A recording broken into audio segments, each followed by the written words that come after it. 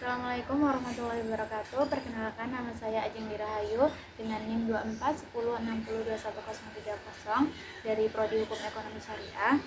Di sini saya membuat video ini guna untuk memenuhi tugas UAS dari Bapak Ali Romdoni, yaitu matkul Tauhid dan Akhlak Tasawuf. Dan di sini saya mengambil judul yaitu Integrasi Spiritual dan Syariah. Nah, apa sih integrasi spiritual dan syariah itu? Jadi integrasi spiritual dan syariah itu adalah merupakan pendekatan Islam yang mana menyatukan dimensi lahiriah tasawuf dengan aturan lahiriah fikih untuk membentuk kepribadian manusia yang seimbang. Jadi konsep ini tuh merupakan spiritual tanpa syariat itu seperti bisa menyimpang, dan syariat tanpa rohaniah itu seperti kering, kosong atau hampa. Jadi keduanya ini itu berkesinambungan atau keduanya itu biar bisa seimbang. Nah, kemudian integrasi ini sangat relevan dengan akhlak tasawuf karena dia bisa menolak suatu yang ekstrim seperti ittihad dan hulul.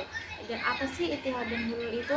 Kalau hulul adalah yang mana sifat Tuhan itu berada pada sifat manusia. Jadi seakan-akan manusia itu memiliki sifat ketuhanan. Dan kemudian juga ittihad yaitu yang mana penyatuan manusia dengan Tuhan, seakan-akan di dalam diri manusia itu Tuhan juga menyatu pada diri manusia tersebut. Nah, jadi dengan integritas spiritual dan syariat ini kita bisa bersikap seimbang. Nah, kemudian itu ada prinsip utama integritas dan syariat ini. Jadi prinsip utamanya itu ada 3 prinsip, yaitu yang pertama tauhid itu sebagai jembatan. Maksudnya gimana sih tauhid sebagai jembatan itu? Jadi keesaan Allah dengan penyatuan kita batin itu seperti keikhlasan, terus sabar, niat. Nah, itu dari batin. Dan dengan lahirnya juga seperti sholat, zakat. Nah, itu jadi sebagai jembatan keesaan Allah dengan sifat kelahiran dan kebatinan kita.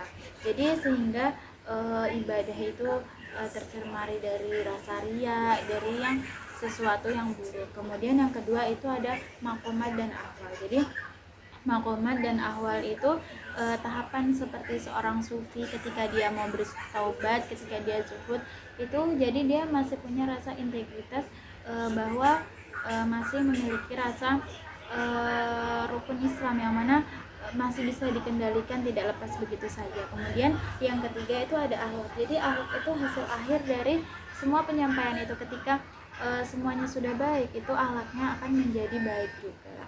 Nah, kemudian tuh ada manfaatnya ya. Jadi manfaat integritas ini tuh bisa membentuk muslim yang mana muslim itu tangguh secara spiritual dan secara sosial juga, secara lahiriah, secara batiniah.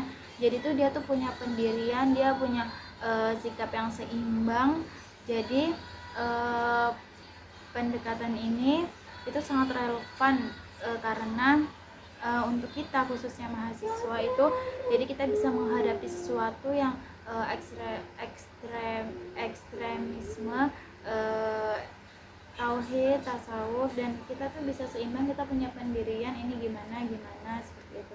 Jadi kita udah punya bekal ini, kita juga mampu mengambil keputusan, apalagi kita seorang mahasiswa. Jadi ini sangat penting sekali untuk menjadi jembatan dimana kita tuh bisa memilih jalan yang lurus seperti itu. Jadi sekian dari saya.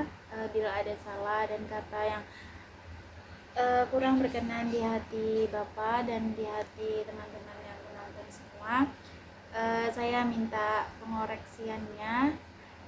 Saya akhiri. Wassalamualaikum warahmatullahi wabarakatuh. Bye.